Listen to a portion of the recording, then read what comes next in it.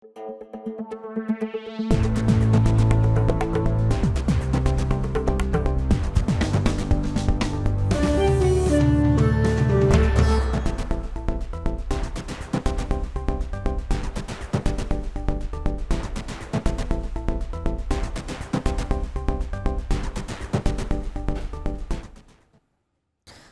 এখন জনপদে পুরো আয়োজন জুড়ে সঙ্গে আছে আমি জেনেসিয়া বর্ণা। দেশের সবচেয়ে মজবুত আরএফএল ল্যাডার যা 606 আমাদের খরচের এমন একটা পর্যায়ে পৌঁছে গেছে, এখানে আমাদের এখন বাড়তি ছাড়া ওইটা আমাদের চাওয়া ছাড়া আমাদের আর কোনো এখন উপায় নেই। যে 10% যেটা এটা আসলে একটা অযৌক্তিক। আমরা এটাকে যদি রোধ করতে পারি তখন আমরা বসে রেটটার ব্যাপার নিয়েও তখন আমরা কথা বলতে পারি। চট্টগ্রাম বন্দরে বার্থ অপারেটর শিপিং এজেন্ট বিরোধ, শিপমেন্ট ও আমদানি পণ্য ডেলিভারিতে দেরি হয়, ভোগান্তি। এখন জনপদে এই নিয়ে থাকছে প্রতিবেদন।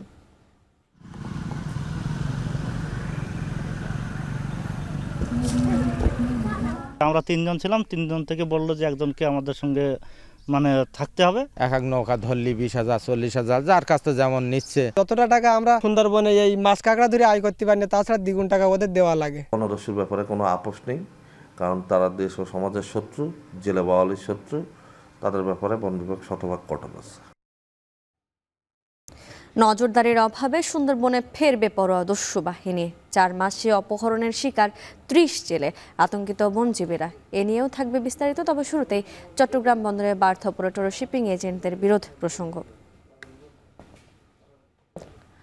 অনবোর্ড সার্ভিস চার্জ বাড়াতে কন্টেইনার জাহাজ থেকে পণ্য খালাসে বার্থ অপারেটররা গতি কমিয়ে দিয়েছেন বলে অভিযোগ শিপিং এজেন্টদের। এতে কন্টেইনার খালাসের সময় বেশি লাগায় জিসিবিতে জাহাজের গড় অবস্থানকাল বেড়ে গেছে। রপ্তানি পণ্য শিপমেন্ট ও আমদানি পণ্য ডেলিভারিতে দেরি হচ্ছে। অভিযোগ অস্বীকার করে বার্থ অপারেটররা বলছেন, দীর্ঘ 18 বছরে সার্ভিস চার্জ বাড়াননি শিপিং এজেন্টরা। তাদের দাবি, রমজানে ইফতার, তারাবি ও সেহরির কারণে কর্মঘণ্টা কমেছে কাজের গতি। আরো জানাচ্ছেন হাজেরা শিউলি। চট্টগ্রাম বন্দরের জেনারেল কার্গো বার্থের 6টি জেটিতে কন্টেনার জাহাজ ভিড়ে। বন্দরে নিযুক্ত বার্থ অপারেটররা জাহাজ থেকে কন্টেনার ওঠানো ও নামানোর কাজটি করেন। এজন্য প্রতি কন্টেনারে অনবোর্ড সার্ভিস চার্জ ও শ্রমিকদের মজুরি বাবদ 559 টাকা দেয় শিপিং এজেন্টরা। বার্থ অপারেটরদের অভিযোগ, প্রতি বছর শ্রমিকদের মজুরি খরচের উপর 10% করে বাড়লেও সেবা খাতে গত 18 বছরে বাড়েনি 1 টাকাও। 2007 সালে নির্ধারিত দরেই এখনও কাজ করে যাচ্ছেন তারা। শিপিং এজেন্টদের অভিযোগ, বন্দরের সাথে আলোচনার মাধ্যমে চার্জ বাড়ানোর বিষয়টি চলমান থাকলেও জিসিবিতে কন্টেনার হ্যান্ডলিংয়ে ট্রেন প্রতি প্রয়োজন অনুযায়ী গ্যাং বা শ্রমিক দিচ্ছে না বার্থ অপারেটররা। কন্টেনার পরিবহনে ট্রেলারও মিলছে না ঠিকঠাক। এই অবস্থা চললে সার্বিক আমদানি রফতানি বাণিজ্যে নেতিবাচক প্রভাব পড়বে। এ বিষয়ে শিপিং এজেন্ট অ্যাসোসিয়েশনের চেয়ারম্যান বলছেন, বার্থ অপারেটরদেরকে প্রতি কন্টেনারে 8% চার্জ বাড়ানোর প্রস্তাব দেওয়া হলেও তারা 110% দাবি করছে, যা যৌক্তিক নয়। দীর্ঘদিন ধরে তাদের রেটটা বাড়ানোর ব্যাপারে আমাদেরকে অ্যাপ্রোচ করে নাই। আমাদের কথা ছিল এটাই, এবং ওরাও অ্যাগ্রি যে 10% যেটা এটা আসলে একটা অযৌক্তিক। তো এখন আমরা এটাই বলেছিলাম যে 10%টাকে যদি আমরা রহিত করে এটাকে যদি আমরা সবাই মিলে, যে ব্যাপারে ওই বার্থ অপারেটর অ্যাসোসিয়েশন ওনাদেরও মতামত আছে, আমরা এটাকে যদি রহিত করতে পারি তখন আমরা বসে আমরা ওই আপনাদের রেটটার ব্যাপার নিয়েও তখন আমরা কথা বলতে পারি। যদিও বার্থ অপারেটররা বলছেন, জাহাজের ডকুমেন্টেশন, কন্টেনারের ইম্পোর্ট এক্সপোর্ট পারমিশন সহ নানাবিধ সেবা দিতে তাদের খাটাতে হয় অতিরিক্ত জনবল। তাছাড়া 18 বছরে যন্ত্রপাতি কেনা সহ সব রকম ব্যয় বাড়লেও মাত্র 50 টাকা চার্জ বাড়ানোর প্রস্তাব কোনোভাবেই মেনে নেওয়ার মতো না। শিপিং এজেন্ট কন্টেইনার খাতে, জাহাজ খাতে এতটাই রেট বাড়িয়েছে, কিন্তু আমরা কোনোদিন তাদের কাছে এই বাড়তি রেট আমরা দাবি করিনি। কিন্তু এখন এমন একটা বাজারের এমন অবস্থা, আমাদের খরচের এমন একটা পর্যায়ে পৌঁছে গেছে, এখানে আমাদের এখন বাড়তি ছাড়া আমাদের যেটা আমরা অধিকার, যেটা আমরা যেটা ডিজার্ভ করি ওদের কাছে, ওইটা আমাদের চাওয়া ছাড়া আমাদের আর কোনো এখন উপায় নেই। এদিকে এই বিষয়ে সরাসরি কথা না বললেও বন্দর কর্তৃপক্ষ জানায়, বিরোধ নিরসনে কমিটি কাজ করছে। দ্রুতই আসবে সমাধান। হাজরা শিউলে, এখন চট্টগ্রাম। আরএফএল ওয়াটার পাম্পের অটো থার্মাল টেকনোলজি, যা বেশি হিটে নষ্ট হয় না, শতভাগ মসৃণ ব্রাশ ইম্পেলার নিশ্চিত করে অধিক পানির। জেলা প্রশাসকের হুঁশিয়ারির পর চট্টগ্রামের বাজারে কাটছে না ভোজ্য তেলের সংকট। বিশেষ করে বোতলজাত সয়াবিন তেল খুঁজে পাওয়া যাচ্ছে না খুচরা দোকানে। কোনো দোকানে মিললেও সেখানে বিক্রি হচ্ছে বাড়তি দামে। এদিকে রমজানের শুরুতেই চড়া ময়মনসিংহের নিত্যপণ্যের বাজার বাড়তি দামে বিক্রি হচ্ছে চাল, ডাল, তেল, চিনি সহ বিভিন্ন পণ্য।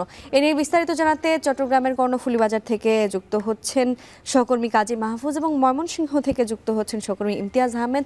প্রথমেই আমি যেতে চাই কাজী মাহফুজের কাছে। মাহফুজ, ভোজ্য তেলের সংকট সমাধানে কোনো ধরনের পদক্ষেপ দেখছেন কিনা বাজারে জানতে চাই, এবং এ নিয়ে ক্রেতা বিক্রেতারা কি বলছেন?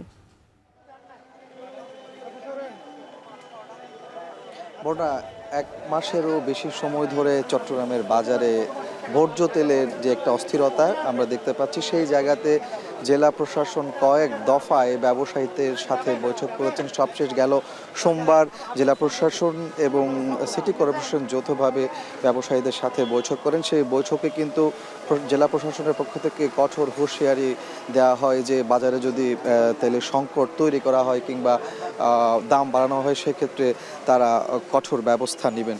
কিন্তু জেলা প্রশাসনের এমন হুঁশিয়ারির পরও আমরা দেখতে পাচ্ছি চট্টগ্রামের বাজারগুলোতে ভোজ্য তেলের বড় একটি সংকট কাটছেই না। বিশেষ করে বোতলজাত যে সয়াবিন তেল, সেটি সমস্যাটা রয়ে গেছে। আমরা এই মুহূর্তে রয়েছে চট্টগ্রামের কর্ণফুলী বাজারে, যেখানে 50টির বেশি দোকান রয়েছে। তার মধ্যে একটি মাত্র এই দোকানটি ছাড়া অন্য কোনো দোকানে বোতলজাত সয়াবিন তেল মিলছে না। আর একটি এছাড়া অলিগলির যে দোকানগুলো রয়েছে, সেখানেও কিন্তু আমরা খবর নিয়ে জানতে পেরেছি কোথাও বোতলজাত সয়াবিন তেল নেই। সেই জায়গাতে যারা খুচরা ব্যবসায়ী আছেন তারা বলছেন মূলত পাইকার পর্যায়ে কিংবা ডিলার পর্যায়ে বোতলজাত সয়াবিন তেল সরবরাহ করা হচ্ছে না। বড় বড় কোম্পানিগুলো যারা অল্প পরিমাণে সরবরাহ করছেন, সেখানেও কিন্তু শর্ত জুড়িয়ে দেওয়া হচ্ছে।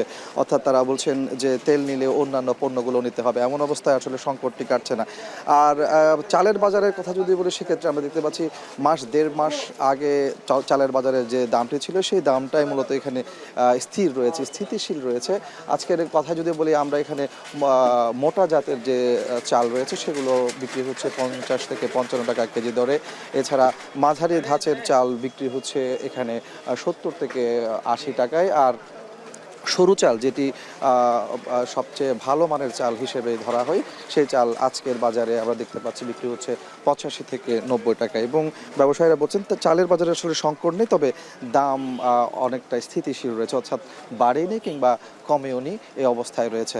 তো সব আর অন্যান্য যে রমজানের পণ্যগুলো আছে, যেগুলো চাহিদার শীর্ষে থাকে, সেই পণ্যগুলোর সরবরাহ কিন্তু পর্যাপ্ত রয়েছে, দামও অনেকটা স্থিতিশীল আছে আমরা দেখতে পাচ্ছি। অর্থাৎ বিশেষ করে পেঁয়াজ, রসুন, আদা থেকে শুরু করে অন্যান্য যে পণ্যগুলো আছে, সেগুলোর দাম রমজানে এবার কিন্তু অনেকটা কমে আসছে, এমনটি বলছেন এখানকার ব্যবসায়ীরা। একই সাথে যারা ক্রেতা আছেন তারাও বলছেন দাম অনেকটা কমে এসেছে এসব পণ্যের। তো সব কিছু মিলিয়ে আসলে শুধুমাত্র তেলের সংকটটি কাটলে পরে মানুষের মধ্যে পুরোপুরি যে স্বস্তি রমজানের পণ্যের ক্ষেত্রে, সেটি ফিরে আসবে, এমনটি বলছেন এখানকার যারা ক্রেতা এবং ব্যবসায়ী তারা।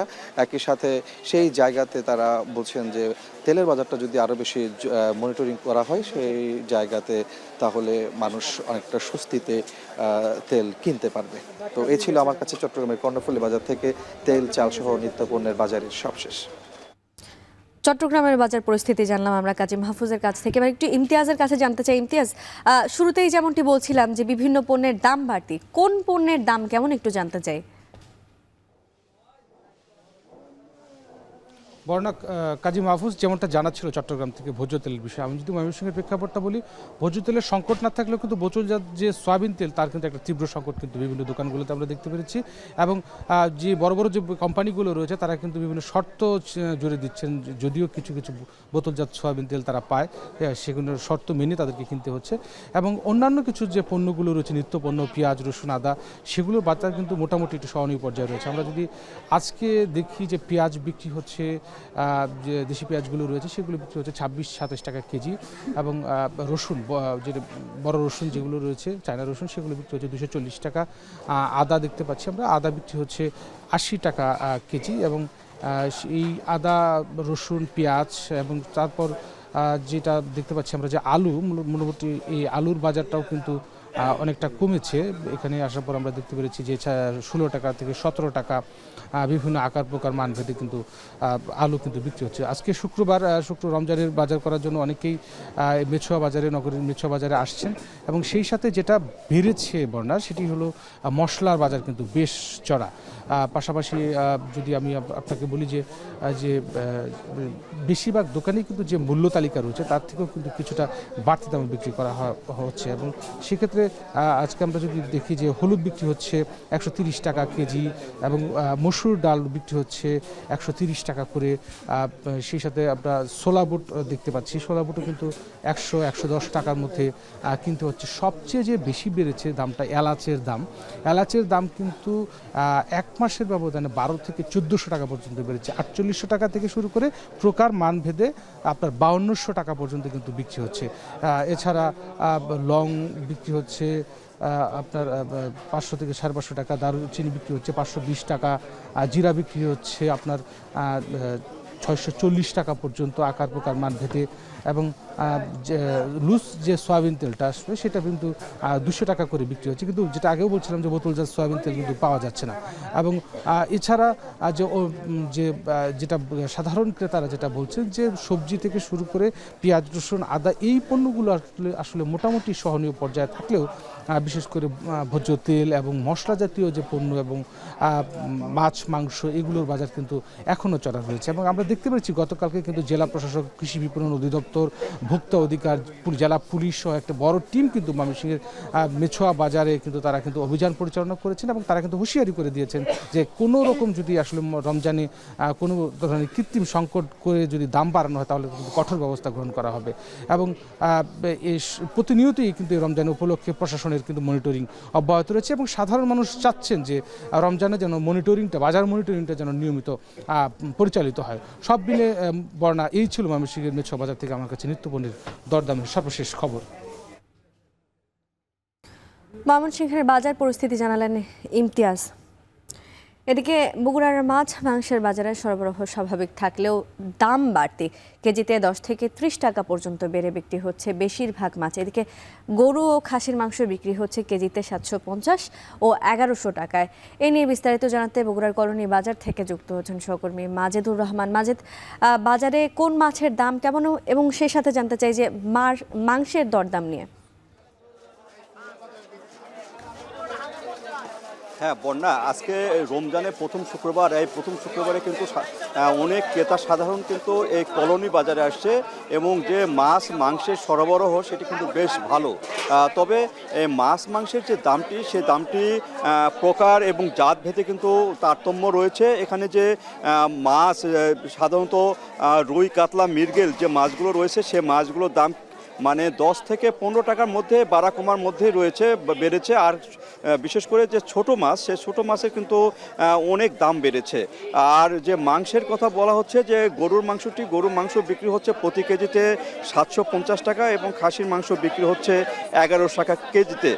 আর ব্রয়লার মুরগি বিক্রি হচ্ছে এখানে 190 টাকা, 200 টাকা কেজি এবং পাকিস্তানি যে মুরগি সেটি 220 টাকা এবং লেয়ার যে মুরগি সেটি হলো 330 টাকা কেজিতে বিক্রি হচ্ছে।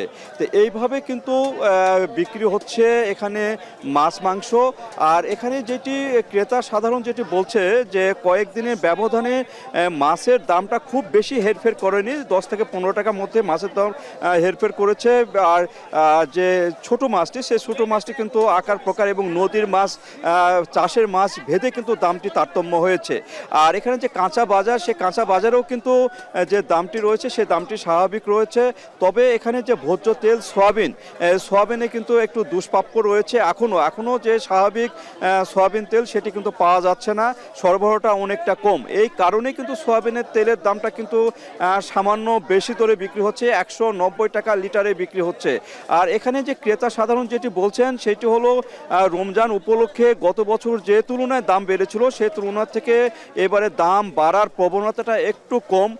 এখানে যেটি যেটি মাছ মাংসের যে বাজার রয়েছে সেই বাজারে তারা যে ক্রেতাগুলো আসছেন তারা বলছেন যে মাংসের দামটা কিছুটা বেশি হলেও মাছের দামে কিছু স্থিতিশীলতা থাকার কারণে তারা কিন্তু নির্বিঘ্নে বাজার করতে পারছেন। আর এখানে যে নিম্ন আয়ের মানুষ তারা বলছেন যে আরও যদি কিছুটা কম হয় এবং বাজার তদারকি যদি আরেকটু ভালো হয়, আরেকটু যদি কম দামে কেনা যেত তাহলে তাদের জন্য একটু ভালো হতো। সবগুলো মিলে যেটি বলা যায় যে মাছ মাংসের দামের খুব একটা বেশি তারতম্য না থাকলেও কিন্তু ছোট মাছের দামটা একটু বেশি বিক্রি হচ্ছে এবং যে কাঁচা বাজারে যে দরদাম সেটি কিন্তু স্বাভাবিক রয়েছে। তো এই ছিল বন্যা আমার কাছে বগুড়া কলোনি বাজার মাছ মাংস এবং যে কাঁচা বাজারের দরদাম নিয়ে সর্বশেষ। বগুড়ার মাছ মাংসের বাজার পরিস্থিতি নিয়ে জানাচ্ছিলেন মাজেদুর রহমানের। আগে আমরা জেনেছি তেলের বাজার নিয়ে চট্টগ্রাম থেকে গাজী মাহফুজ যুক্ত ছিলেন এবং এরপরে আমাদের সাথে ইমতিয়াজ যুক্ত হয়েছেন। ময়মনসিংহের যে বাজার পরিস্থিতি আছে, সার্বিক বাজার পরিস্থিতি সেটি নিয়ে জানিয়েছেন। যেহেতু রমজান মাস, ফলের বাজারে ফলের চাহিদা বেশ বেশি। আমরা একটু ফলের বাজার পরিস্থিতি জানতে চাই। ছুটির দিনে ক্রেতার ভিড় বেড়েছে চাঁদপুরের ফলের বাজারে। সরবরাহ পর্যাপ্ত থাকলেও কেজিতে 20 থেকে 30 টাকা বেড়েছে আমদানিকৃত ফলের দাম। এ নিয়ে বিস্তারিত জানাতে চাঁদপুরের ফলের বাজার থেকে যুক্ত হচ্ছেন তালহা জুবায়ের। তালহা, বাজারে ফলের সরবরাহ কেমন দেখছেন এবং দরদাম নিয়ে আমাদের একটু জানাবেন।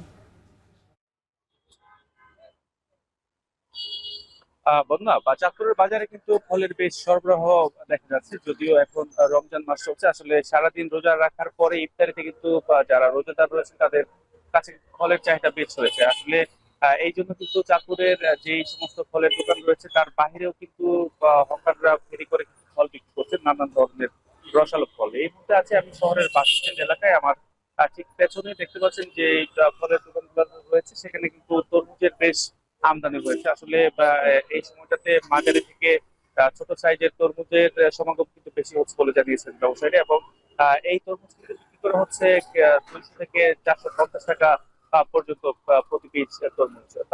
তাছাড়া আসলে রমজানের ইফতারের যে আরেকটি প্রধান অনুষঙ্গ খেজুর, তাও কিন্তু বাজারে দেখতে পাওয়া যাচ্ছে। হরেক রকমের খেজুর দেখা যাচ্ছে। যদিও এই সমস্ত খেজুর 500 টাকা থেকে শুরু করে 800 টাকা পর্যন্ত প্রকারভেদে কিন্তু আরো দামি খেজুর রয়েছে। তবে ব্যবসায়ীরা বলছেন যে 500 থেকে 800 টাকার মধ্যে যেই ধরনের খেজুর রয়েছে তা কিন্তু সাধারণ ক্রেতাদের কিন্তু চাহিদা বেশি রয়েছে বলে তারা বলছেন।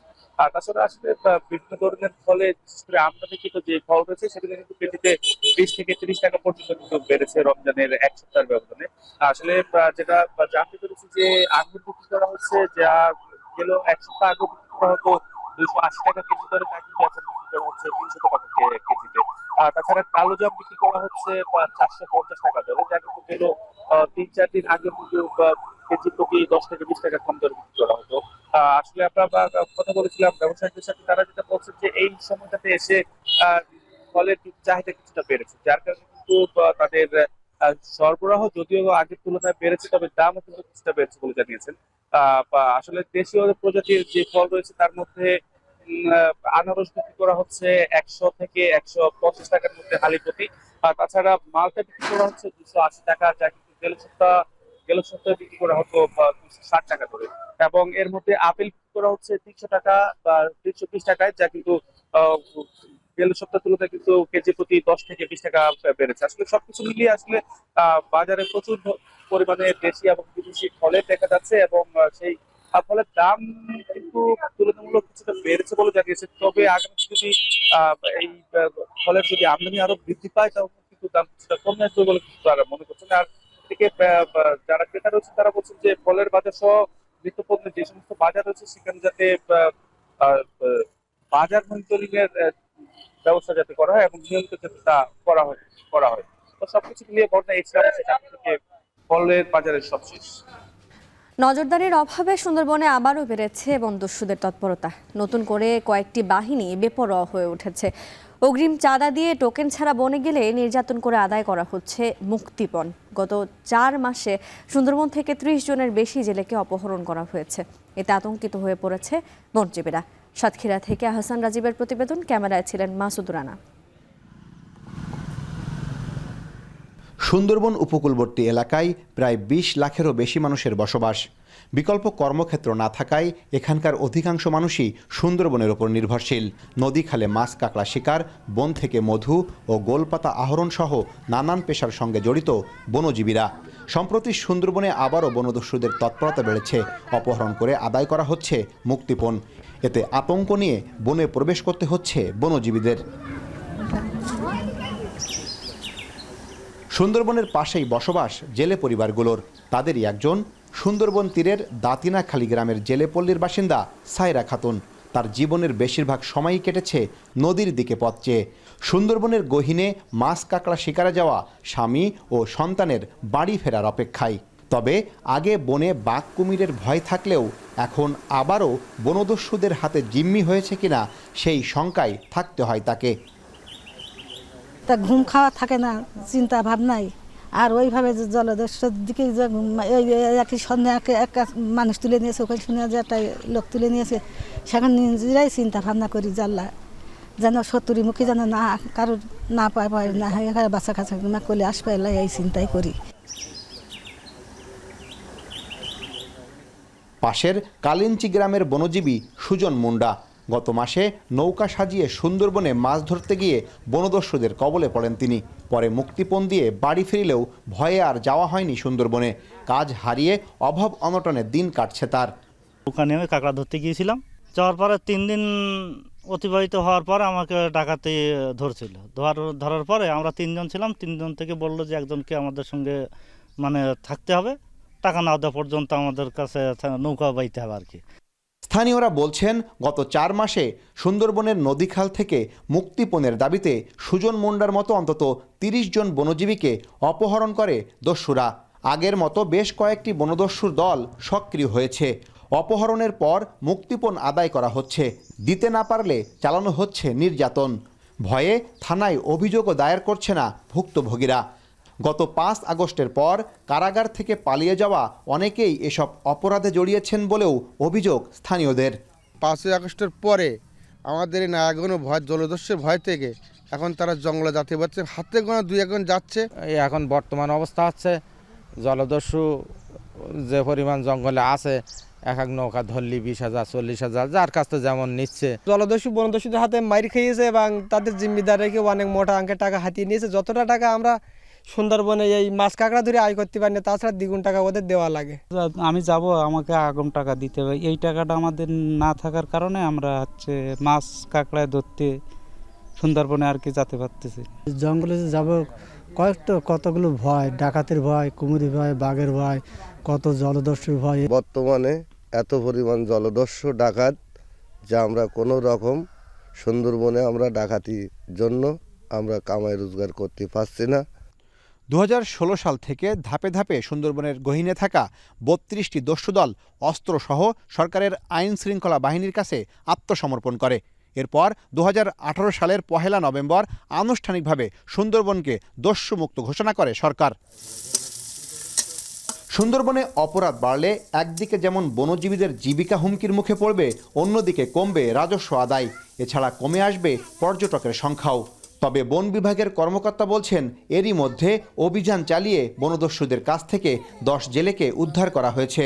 এছাড়া প্রতিনিয়ত অব্যাহত রয়েছে টহল। বনদস্যুর ব্যাপারে বন বিভাগ একেবারেই 0 টলারেন্স।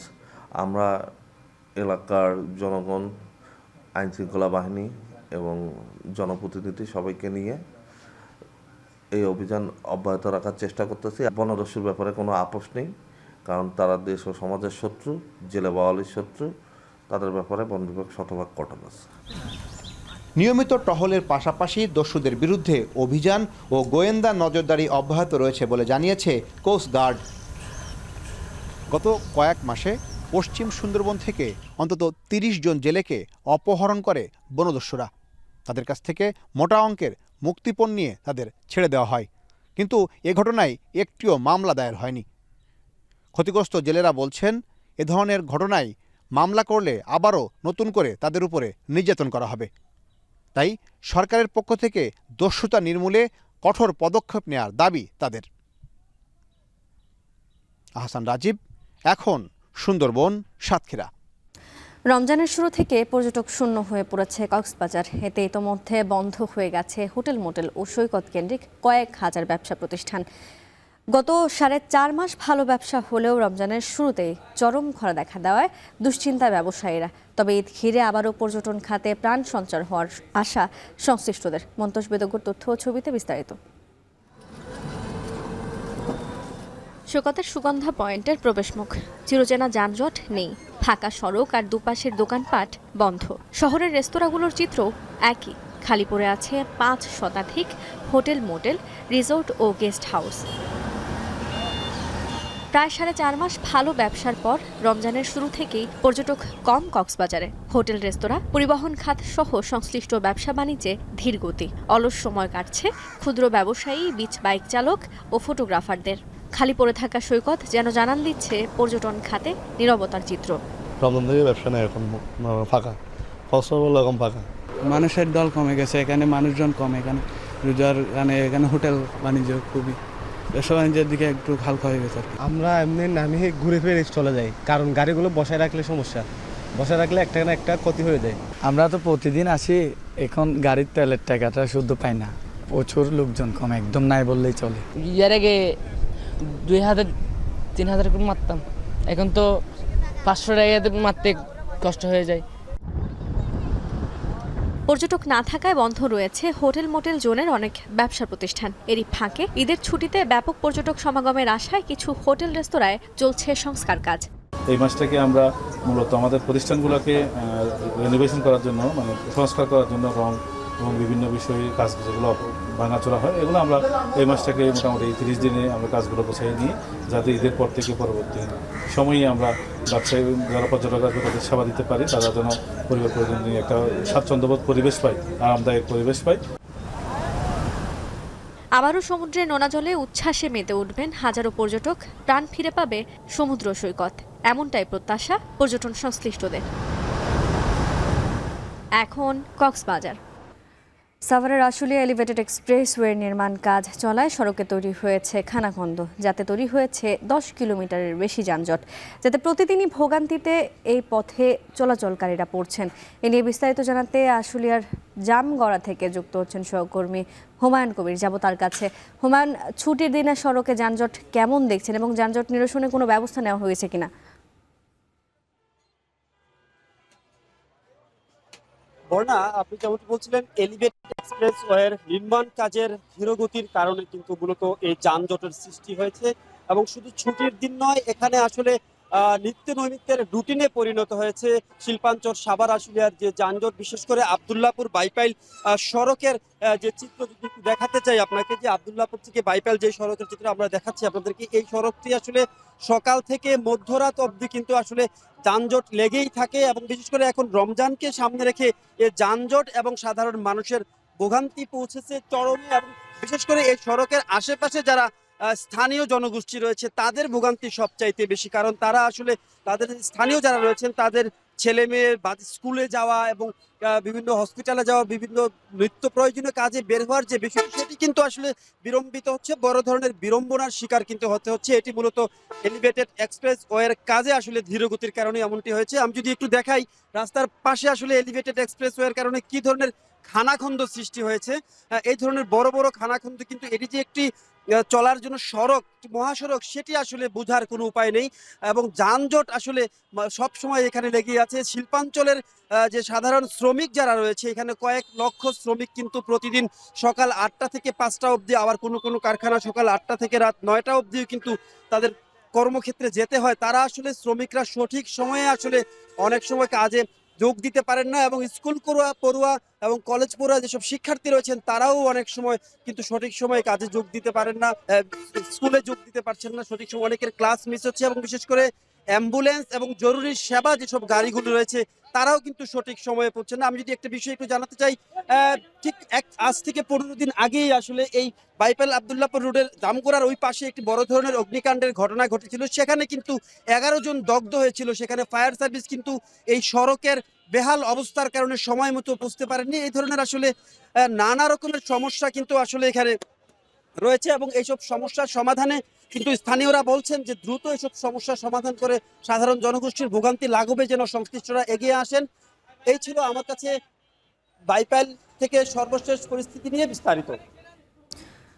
জুলাই আগস্ট আন্দোলনে বিএনপির আহত নেতাকর্মীদের আর্থিক অনুদান প্রদান করছে আমরা বিএনপি পরিবার নামের একটি সংগঠন। রাজশাহী নগরীর ভুবন মোহন পার্কে এর আয়োজন করা হয়েছে, যেখানে প্রধান অতিথি হিসেবে বক্তব্য রাখছেন বিএনপির সিনিয়র যুগ্ম মহাসচিব রুহুল কবির রিজভী। সরাসরি যুক্ত হচ্ছে সেখানে। এখানে উপস্থিত রয়েছেন আমরা বিএনপি পরিবারের সদস্য সচিব কৃষিবিদ মিথুন, রাজশাহী মহানগর বিএনপির আহ্বায়ক বীর মুক্তিযোদ্ধা অ্যাডভোকেট এরশাদ আলী শাহ, উপস্থিত আছেন জেলা বিএনপির আহ্বায়ক বিশিষ্ট সংগ্রামী নেতা আবু সাইদ চাঁদ, উপস্থিত রয়েছেন রাজশাহীর একজন বরিষ্ঠ নেতা জনাব নজরুল হুদা। আমার সামনে উপস্থিত রয়েছেন রাজশাহী মহানগরীর সমস্ত দক্ষ সংগঠক, যুগ্ম আহ্বায়ক বৃন্দ, জেলার সকল নেতৃবৃন্দ, যুবদল, ছাত্রদল, স্বেচ্ছাসেবক দল, মহিলা দলের সহ সকল অঙ্গ সংগঠন এবং রাজশাহীর সংগ্রামী জনতা ভাই ও বোনেরা। এটা আসলে আমরা যখন প্রথাগত রাজনৈতিক সভা সমাবেশ করি সেটা তা নয়, যেটা এখানে মিথুন বলেছে আমরা বিএনপি পরিবারের। বিএনপির মধ্য থেকে একটি সংগঠন আমাদের প্রিয় নেতা যারা তারেক রহমান গঠন করেছেন শুধুমাত্র মানব কল্যাণের কাজে, মানবিক কাজে। এই সংগঠনটি সবসময় তৎপর থাকে। এই সংগঠনটি বিশিষ্ট সাংবাদিক আতিকুর রহমান রুমন এবং কৃষিবিদ মিথুনের নেতৃত্বে এই সংগঠনটি কাজ করে যাচ্ছে। এরা কাজ করেছে আরো 10-15 বছর আগে থেকে, কিন্তু সাংগঠনিক নামটা দেওয়া হয়েছে 23 সালের মার্চ মাস থেকে। এই সংগঠনের নামে তারা দ্রুত গতিতে ছুটে যাচ্ছে। আপনারা দেখছেন রাজশাহী শহরের যারা বিভিন্ন সময়ে গুলিবিদ্ধ হয়ে আহত হয়েছেন, কেউ মারা গেছেন শুধু জুলাই এবং আগস্ট, এর আগেও স্বৈরাচারের নিপীড়ন, নির্যাতন এবং তাদের অত্যাচারে যারা নিহত হয়েছেন, আহত হয়েছেন, সেই সমস্ত ভুক্তভোগী পরিবারগুলোর পাশে দাঁড়ানোর জন্য এই সংগঠনটি আমাদের প্রিয় নেতা জনাব তারেক রহমান সংগঠিত করেছেন এবং তারই শুভেচ্ছা নিয়ে আমরা এখানে এসেছি। এর আগেও আমরা বিএনপি পরিবার এখানে এসে অনেককেই সহায়তা দেওয়া হয়েছে আমাদের সামর্থ্য। মাগুরার শ্রীপুরে 8 বছরের এক শিশুকে ধর্ষণের অভিযোগ উঠেছে। বৃহস্পতিবার রাতে তার শারীরিক অবস্থা গুরুতর হওয়ায় ফরিদপুর মেডিকেল থেকে ঢাকা মেডিকেলে রেফার করা হয়েছে। পুলিশ জানায় 3য় শ্রেণীর ওই শিশু কয়েকদিন আগে তার বোনের বাড়িতে বেড়াতে যায়, যেখানে যাওয়ার পর থেকেই বোনের শ্বশুর নানাভাবে উত্ত্যক্ত করে শিশুটিকে। বৃহস্পতিবার সকালে রক্তাক্ত অবস্থায় শিশুটিকে পড়ে থাকতে দেখে প্রথমে মাগুরার 250 শয্যা বিশিষ্ট হাসপাতালে নিয়ে যাওয়া হয় এবং অবস্থা আশঙ্কাজনক হলে নেওয়া হয় ফরিদপুর মেডিকেলে। পরে পাঠানো হয় ঢাকা মেডিকেলে। শিশুর শরীরের বিভিন্ন স্থানে ধর্ষণের আলামত পাওয়া গেছে বলে জানান চিকিৎসকরা। এই ঘটনার পর অভিযুক্ত বোনের শ্বশুর হিটু শেখ সহ 2 জনকে গ্রেপ্তার করেছে পুলিশ। পরে ঘটনার প্রতিবাদ জানিয়ে থানায় জড়ো হয়ে বিক্ষোভ করেন স্থানীয়রা।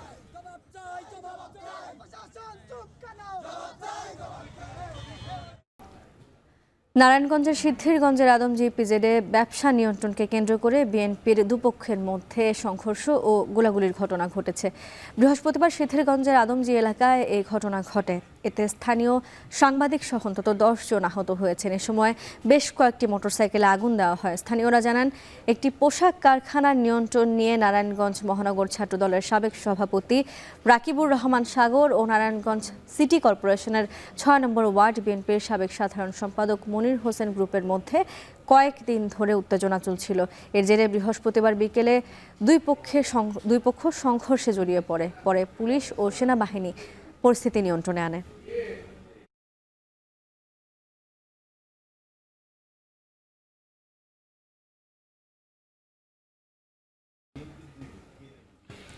সুনামগঞ্জের সরকারি ইজারা দেওয়া জলমহাল থেকে মাছ লুটের ঘটনায় ৮ জনকে গ্রেপ্তার করা হয়েছে। বৃহস্পতিবার লুটকারীদের গ্রেপ্তার করেন দিরাই থানার ভারপ্রাপ্ত কর্মকর্তা। পুলিশ জানায়, বুধবার দিরাই উপজেলার মাছ লুটের ঘটনায় থানায় অভিযোগ করেন জলমহলের ইজারাদার। এতে ২২ জনের নাম সহ ২,০০০ জনকে আসামি করে থানায় মামলা দায়ের করা হয়। এ সময় জলমহলের ১ কোটি টাকার ক্ষতি হয়েছে বলে জানান অভিযোগকারীরা। সেই অভিযোগের ভিত্তিতে অভিযান চালিয়ে ৮ জনকে গ্রেপ্তার করে পুলিশ। একই সঙ্গে মাছ ধরার বিভিন্ন জাল উদ্ধার করা হয়েছে।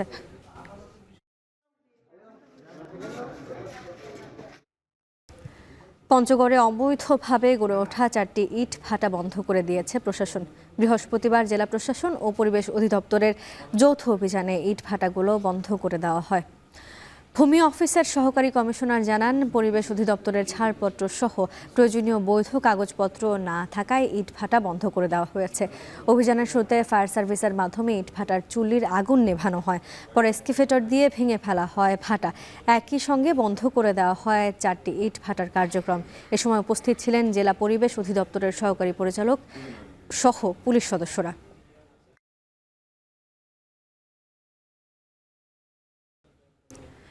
শ্রীপুরের শ্রীবর্দীতে ব্রিজ নির্মাণ হলেও নেই সংযোগ সড়ক, যাতে 21 বছরেও সুফল থেকে বঞ্চিত এলাকাবাসী। ব্রিজ থাকার পরেও কয়েক কিলোমিটার ঘুরে যাতায়াত করতে হচ্ছে স্থানীয়দের। শেরপুর থেকে জাহিদুল খান সৌরভের প্রতিবেদনে বিস্তারিত জানব। শেরপুরের শ্রীবর্দী উপজেলার ভেলোয়া ইউনিয়নের লক্ষ্মীডাঙ্গি গ্রামের কাটাখালী ব্রিজ 2003 সালে ব্রিজটি নির্মাণ করে এলজিডি। নির্মাণের 21 বছর পার হলেও শুধুমাত্র সংযোগ সড়ক না থাকায় এর সুফল পাননি স্থানীয়রা। স্থানীয়রা বলছেন, ব্রিজ থাকার পরেও অ্যাপ্রোচ সড়ক না থাকায় বাধ্য হয়ে 4 কিলোমিটার এলাকা ঘুরে স্থানীয় বাজারে যাতায়াত করতে হচ্ছে তাদের। এছাড়া স্থানীয়দের উৎপাদিত কৃষিপণ্য পরিবহনে বাড়ছে খরচ। এমনকি অ্যাম্বুলেন্স ও ফায়ার সার্ভিসের গাড়ি গ্রামে প্রবেশ করতে না পারায় ভোগান্তিতে পড়েছেন এই জনপদের অন্তত 25,000 মানুষ। 25 বছর ধরে ব্রিজ হয়ে আছে, ব্রিজের দু পাশে থেকে কোনো মাটিমুটি নাই। এর কারণে এই পাশের মাল ওই পাশে নিতে পারি না। আর কোনো যদি ধাক্কায় ধুকায় গাড়ি উঠানি হয়, ঝুঁকিপূর্ণের ভিতরে পড়ে যায়। আমাদের যদি কোনো বাড়িতে আগুন লাগে, হ্যাঁ, আমরা যে ফায়ার সার্ভিস খবর দেব, কিন্তু ফায়ার সার্ভিস আমাদের এই গ্রামে লক্ষ্মীডাঙ্গি গ্রামে আসতে পারবে না। ব্রিজটার প্রচুর সমস্যা। আমরা সাইকেলে উঠতে পারি না। আমাদের সাইকেল আরেকজনকে ডাইকা উঠাই নিতে হয়। হাজার হাজার একর জমিন এই বন্ধ পড়ে আছে। হ্যাঁ, ফসল আমরা গাড়িতে নিয়ে আসতে পারি না এই রাস্তার কারণে। খালি শাক সবজির আবাদ করি, অনেক সময় দামে বেচতে পারি না। এই সময় বাজারে নিয়ে যাবো, বাজারে নিয়ে যাওয়ার জন্য আগে আমার একদিন পরে যায় যখন আগে এই ব্রিজের জন্য। দুর্ভোগের কথা স্বীকার করে এলজিডি কর্মকর্তা বলছেন, ব্রিজটির সংযোগ সড়ক নির্মাণের জন্য ঊর্ধ্বতন কর্তৃপক্ষকে জানানো হয়েছে। কিছুদিন আগে পিএ অফিস থেকে জায়গায় কাজ করা হয়েছে। ওনার লাইবিলিটি পিরিয়ড শেষ হলে পরে আমরা এটার কার্যক্রম শুরু করব এবং আমরা অলরেডি ডিজাইন ইউনিটে অ্যাপ্রোচের প্রোটেকশন ওয়ার্ক ডিজাইন করার জন্য পাঠিয়েছি। 21 বছর আগে 45 মিটার দৈর্ঘ্য কাটাখালী ব্রিজ নির্মাণে ব্যয় হয়েছিল 1,49,00,000 টাকা। জাহিদুল খান সৌরভ, এখন শেরপুর। ভোলায় নাজুক অবস্থা তৃণমূলের স্বাস্থ্য সেবার। প্রায় 3 মাস ধরে বন্ধ ইউনিয়ন স্বাস্থ্য ও পরিবার কল্যাণ সেবা কেন্দ্রের ওষুধ সরবরাহ। ফলে স্বাস্থ্য সেবা বঞ্চিত হচ্ছেন বাসিন্দারা। অঙ্কুর রায়ের ছবিতে ইমতিয়াজুর রহমানের প্রতিবেদন। গ্রামাঞ্চলের প্রান্তিক মানুষের স্বাস্থ্যসেবা নিশ্চিতে ইউনিয়ন পর্যায়ে স্বাস্থ্য ও পরিবার কল্যাণ কেন্দ্র প্রতিষ্ঠা করে সরকার। দ্বীপজেলা ভোলায় 47টি ইউনিয়নে পরিচালিত হয় এই স্বাস্থ্যসেবা, যেখান থেকে প্রসূতি মা ও শিশুসহ গ্রামের সাধারণ মানুষ স্বাস্থ্যসেবার পাশাপাশি বিনামূল্যে 22 ধরনের ওষুধ সরবরাহ করা হয়। তবে দীর্ঘদিন ধরে এসব ইউনিয়ন স্বাস্থ্যসেবা কেন্দ্রে চিকিৎসক, পরিবার কল্যাণ পরিদর্শক সহ রয়েছে প্রয়োজনীয় জনবল সংকট। বর্তমানে নতুনভাবে যুক্ত হয়েছে ঔষধ সংকট। গেল প্রায় 3 মাস 22 ধরনের ওষুধ সরবরাহ বন্ধ থাকায় সেবা প্রত্যাশীরা স্বাস্থ্যকর্মীদের পরামর্শ পেলেও মিলছে না প্রয়োজনীয় ঔষধ। নাজুক অবস্থা তৃণমূলের স্বাস্থ্যসেবায়। বেশি দুর্ভোগে পড়েছেন অন্তঃসত্ত্বা নারী ও কিশোরীরা। ডেলিভারি রোগী আসে, আমি ডেলিভারির পর মানে ওষুধগুলি দিতে পারি না। তারপর সাধারণ রোগীও আসে ফিরিয়া যায়, মনে করে যে ওষুধ আছে বা কিছু, কিন্তু ওষুধটা আমাদের 2 মাস ধরে কোনো সরবরাহ নাই। প্রান্তিক পর্যায়ে এই স্বাস্থ্য কেন্দ্র আমাদের কিশোর কিশোরী এবং গর্ভবতী মা বোনদেরকে স্বাস্থ্যসেবা দিয়ে থাকে। বিগত 2-3 মাস যাবৎ এই স্বাস্থ্যসেবাটা বিঘ্নিত হচ্ছে। 5 বার আসছি, কোনো ওষুধই পাই না। ওরা ম্যাডামেরা বলে কি কোনো ওষুধ নাই। 2-3 মাস তাহলে কি আসি আর যাই, কোনো ওষুধ পাই না। আর এই জায়গায় আসলেই বলে যে ওষুধ নাই, 1 তারিখে আসেন, পরের মাসে আসেন, এরকম বলে। আগে ওষুধ নেওয়ার পরে ভালো হয়েছি, ভালো ওনার আশায় আবার আইছি। এখন ওই নাতিনের হয়েছে গাও, ওর নাতিনের লিগে আইলে কয় ওষুধ নাই। 2 মাস ধরে শুধু পরিবার পরিকল্পনার সেবাগুলি পাই, আর কোনো ওষুধ আমরা পাই না। ইউনিয়ন স্বাস্থ্য ও পরিবার কল্যাণ সেবা কেন্দ্রে ঔষধ সংকটের কথা স্বীকার করে দ্রুত সংকট নিরসনের আশ্বাস দিয়েছে স্বাস্থ্য বিভাগের কর্মকর্তা। ওষুধ সরবরাহ না থাকার কারণে স্বাস্থ্যসেবা ব্যাহত হচ্ছে এবং আমরা অলরেডি চাহিদাপত্র দিয়েছি। যখন ওষুধ সরবরাহ হবে আমাদেরকে এটা সরবরাহ দিলে জনগণের সেবা আমরা আবার সঠিকভাবে করতে পারবো। বর্তমানে আমাদের কাছে যারা আসছে আমরা তাদেরকে কাউন্সেলিং করে মূলত তাদের চিকিৎসা ব্যবস্থা করছি। ভোলায় 71টি ইউনিয়নের মধ্যে 47টি ইউনিয়নে স্বাস্থ্য ও পরিবার কল্যাণ কেন্দ্র রয়েছে, যেখানে নিয়মিত স্বাস্থ্যসেবা পায় 10 লাখেরও বেশি মানুষ। ইমতিয়াজুর রহমান, এখন, ভোলা। এই ছিল এখন জনপদে। যাবার আগে জানাতে চাই, এখন টেলিভিশন ওয়েবসাইটে দেখতে হলে ভিজিট করুন www.ekon.tv। ফেসবুকে দেখতে হলে ভিজিট করুন facebook.com/tv.ekon, আর ইউটিউবে দেখতে হলে ভিজিট করুন youtube.com/c/ekhon tv।